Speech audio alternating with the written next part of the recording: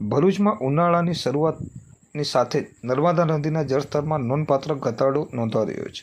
ખાસ કરીને નદી પરના બ્રિજના બંને છેડે પાણીના બેટ સમાન જમીન નજરે પડતા ચિંતાજનક પરિસ્થિતિનું નિર્માણ થવાના એંધાણ વર્તાઈ રહ્યા છે.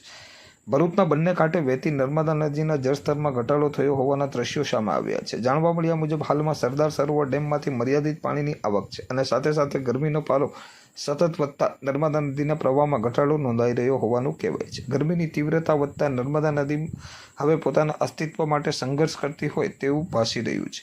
નર્મદા નદી માત્ર ભૌગોલિક નદી જ નહીં પરંતુ લાખો ધાર્મિક લોકો માટે શ્રદ્ધાના પ્રતીક સમાન છે.